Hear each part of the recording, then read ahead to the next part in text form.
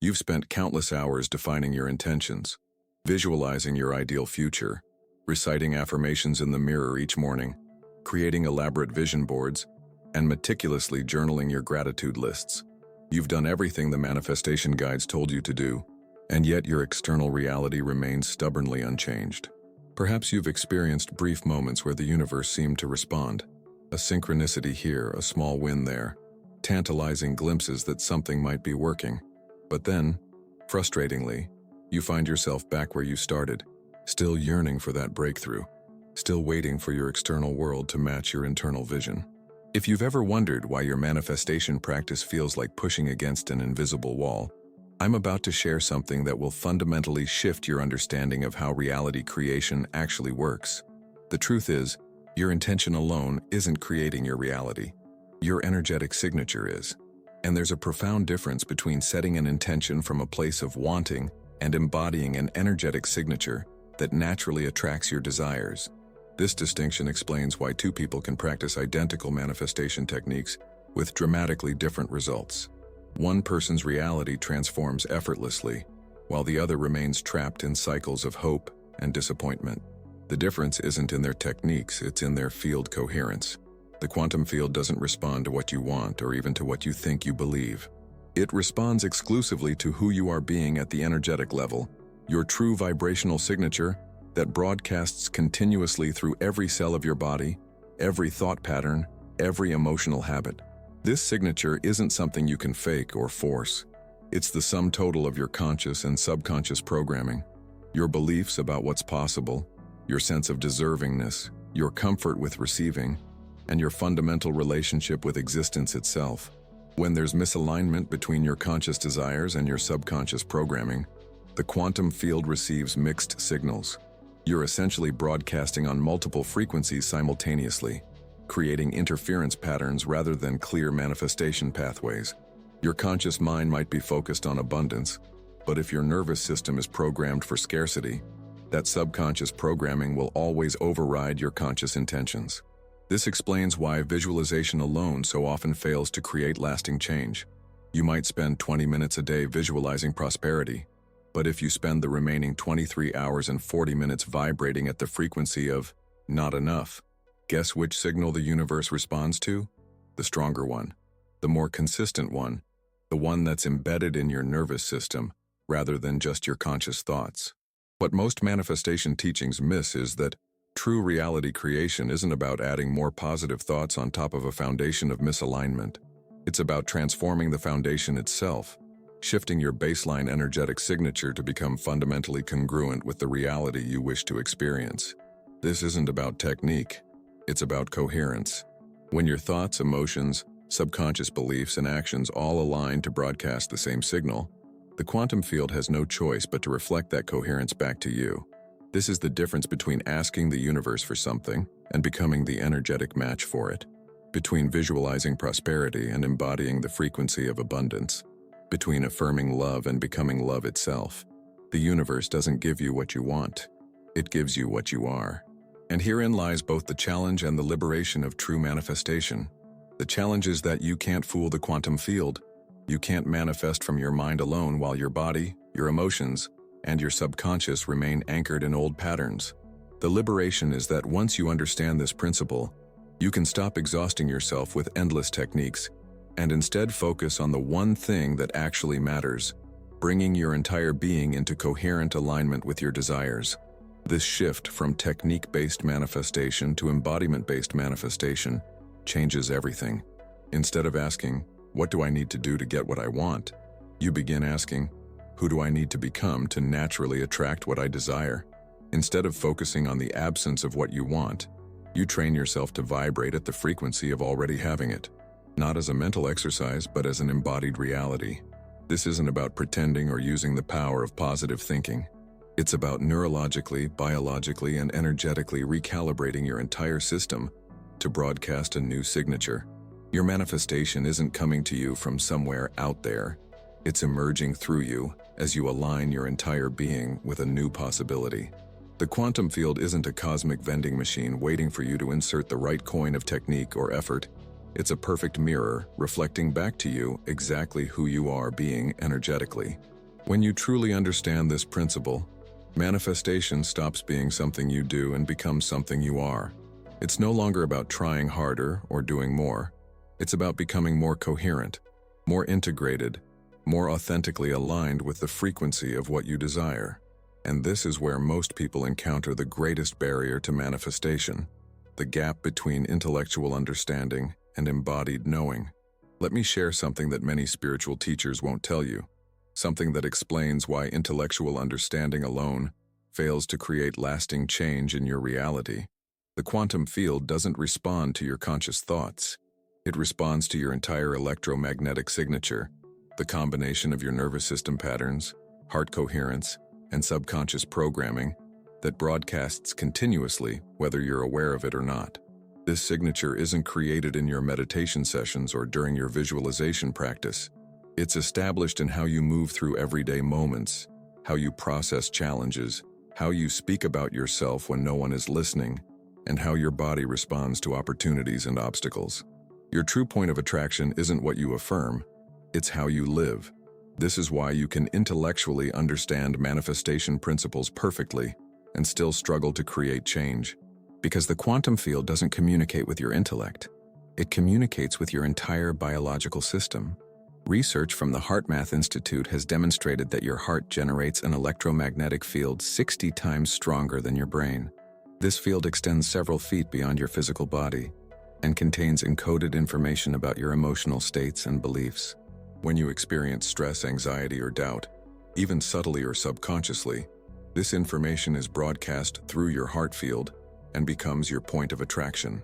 Likewise, when you achieve heart coherence, a state of harmony between your heart, mind, and nervous system, this coherent signal becomes incredibly powerful, literally reorganizing the quantum possibilities available to you. This explains why visualization techniques often create temporary shifts but not lasting transformation. You might generate a coherent state during your practice, but when you return to daily life and encounter triggers, your system reverts to its baseline programming. Your conscious intention is overridden by your subconscious identity, not because your intention is weak, but because your subconscious identity has been reinforced through thousands of repetitions over decades. The neural pathways associated with your current identity are like superhighways in your brain, while your new intentions are barely footpaths. Under pressure, your system will automatically default to the superhighways. Understanding this neurobiological reality isn't disempowering, it's liberating. It shows you where to focus your efforts. Instead of endlessly repeating affirmations or visualizations that stay confined to your conscious mind, you can begin the deeper work of rewiring your subconscious programming and recalibrating your nervous system to make the new frequency your baseline state.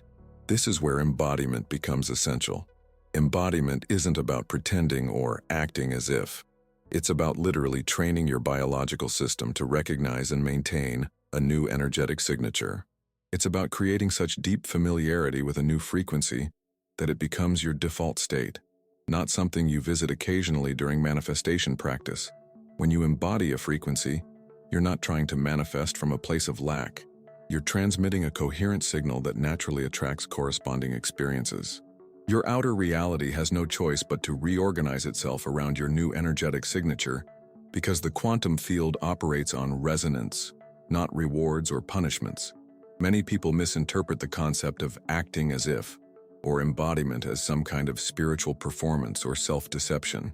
They believe they're supposed to ignore their current reality and pretend to be something they're not. But true embodiment isn't about denial or performance.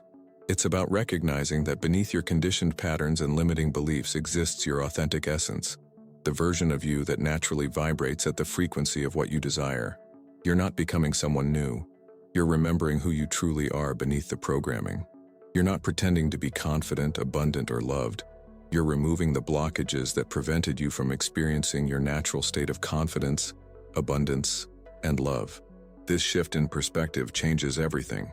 Instead of manifestation being about acquiring something external, it becomes about removing the internal barriers that have been blocking your natural state of fulfillment. Instead of trying to convince the universe that you deserve abundance, you recognize that abundance is your birthright. You simply need to align your system with this truth. If you've been struggling with manifestation, if you've been doing all the right techniques but not seeing results, I invite you to hit the like button and subscribe right now, not just to support this channel, but as a declaration to yourself that you're ready to move beyond technique-based manifestation into true energetic embodiment. When you subscribe, you're not just following content. You're joining a community of conscious creators who understand that transformation happens from the inside out. Share in the comments one area where you've been trying to manifest from wanting rather than being. Your vulnerability might be exactly what another viewer needs to hear today. We're not just individuals on separate journeys. We're a collective field supporting each other's awakening. Your breakthrough might catalyze someone else's, and their insight might be exactly what you need next. This is how we create ripple effects of transformation together. Now, let's explore how to practically shift from manifestation as an activity to manifestation as an embodied state of being. What does it actually mean to embody a new frequency rather than just visualize it? Let me offer a practical framework that bridges quantum understanding with daily application. Embodiment begins with recognition, recognizing that your current reality isn't something happening to you, but through you. Your present circumstances are the perfect reflection of your dominant frequency, not just your conscious thoughts, but your subconscious programming, your nervous system patterns, your heart coherence, and your baseline energetic signature. This recognition shifts you from victim consciousness to creator consciousness, from passive observer to active participant in your reality construction. Rather than waiting for external circumstances to change so you can feel different, you recognize that feeling different is what changes your external circumstances. This isn't spiritual bypass or denial of challenges. It's quantum mechanics applied to consciousness. In the quantum realm, observation affects reality. Your observation, your point of awareness and the quality of energy behind that awareness, literally collapses probability waves into particles, transforming infinite potential into specific experience. When you observe from a state of lack, you collapse waves into experiences that reflect that lack. When you observe from coherence and wholeness, you collapse waves into experiences that reflect that wholeness. This happens not because the universe is rewarding or punishing you, but because it's responding to your electromagnetic signature with perfect precision. The practical question becomes, how do you shift your signature from one frequency to another? The answer lies in what I call coherence points, specific gateways in your daily experience where you can choose to respond differently, gradually retraining your nervous system and recalibrating your field. These coherence points occur whenever you experience resistance, contraction, or dissonance, the very moments most people try to avoid or push through. Instead of avoiding these moments, you can use them as opportunities to practice new responses that gradually build neural pathways associated with your desired frequency. For example, when you check your bank account and feel that familiar contraction of scarcity, that's a coherence point. Instead of reinforcing the old pattern by spiraling into worry, you can pause, breathe deeply into your heart space, and consciously choose to interpret the situation from abundance consciousness. This isn't about denying reality or using positive thinking as a band-aid. It's about literally introducing a new energetic signature into your nervous system in a moment when it would habitually default to an old pattern. Each time you do this, you're not just changing your thoughts. You're altering your biochemistry, creating new neural connections and broadcasting a different electromagnetic signal from your heart field. Over time, these new patterns become your default state, not because you're forcing them, but because you're aligning with your authentic essence beneath the conditioning. Another powerful coherence point occurs in your physical body.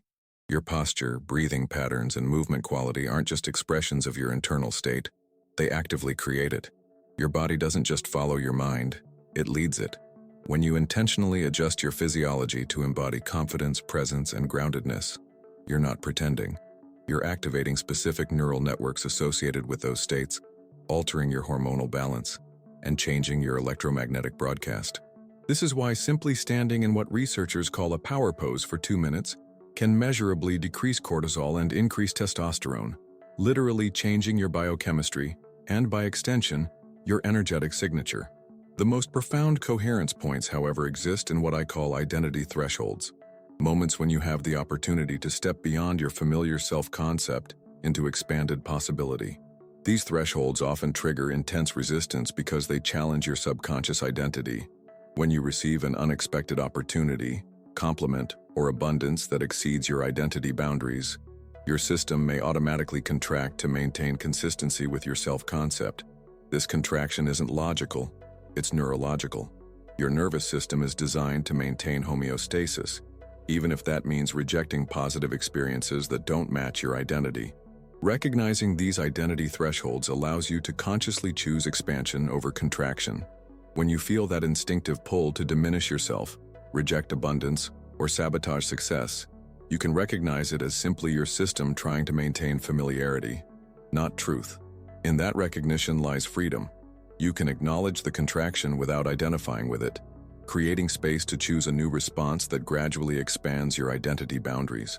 This practice of working with coherence points creates what neuroscientists call self-directed neuroplasticity, the ability to consciously rewire your brain through focused attention and deliberate practice. Each time you choose a new response at a coherence point, you're not just changing your momentary experience. You're literally creating new neural pathways that, with repetition, become your default processing patterns. This neurobiological understanding is why true manifestation isn't about forcing change through willpower. It's about creating conditions that allow your system to naturally reorganize around a new set point. Just as water naturally finds its level, your reality naturally reorganizes around your dominant frequency. Your job isn't to micromanage the manifestation process, it's to maintain coherence and allow the quantum field to orchestrate the details. This surrender isn't passive, it's powerful.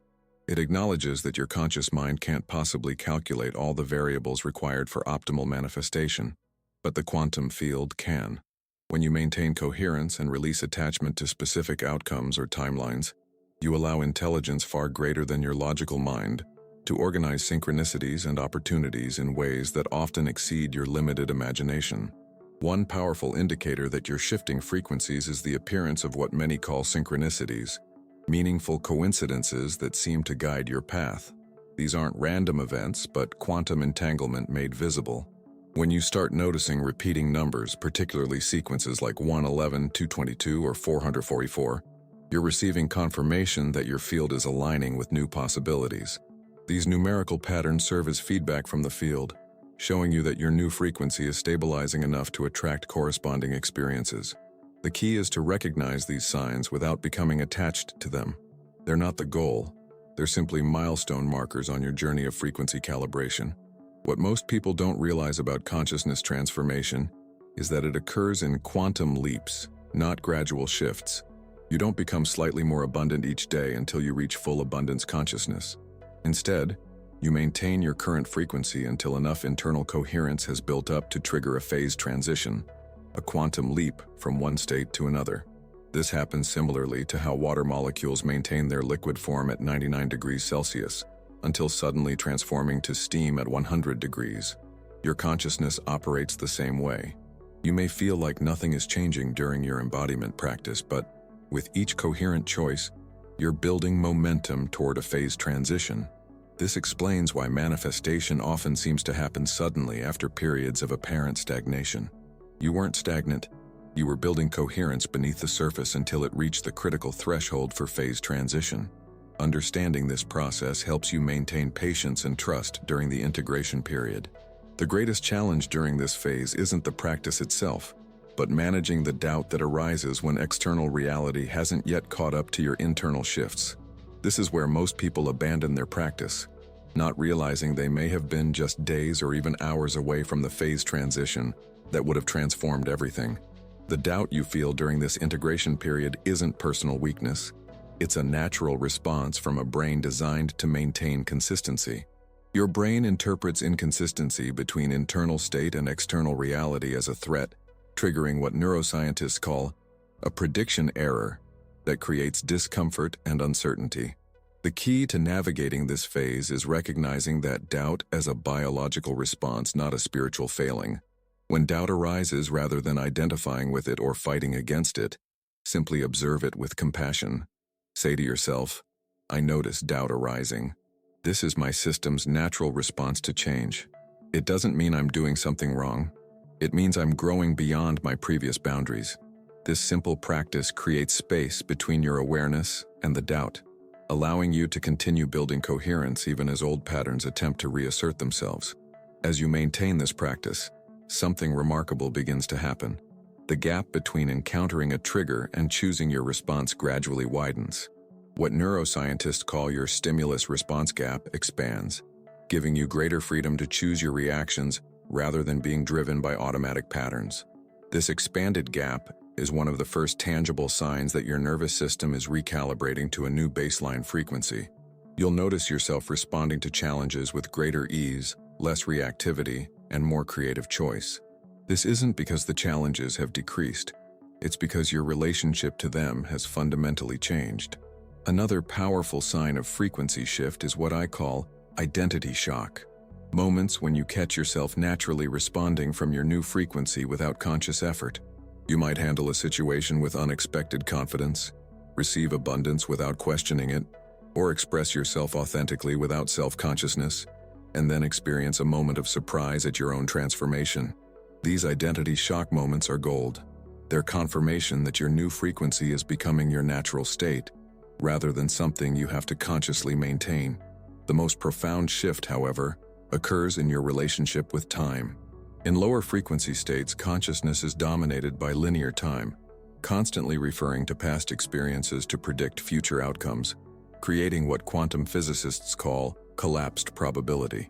In higher frequency states, you naturally operate more from what Einstein called the eternal now, a state of presence that allows access to possibilities unconstrained by past programming.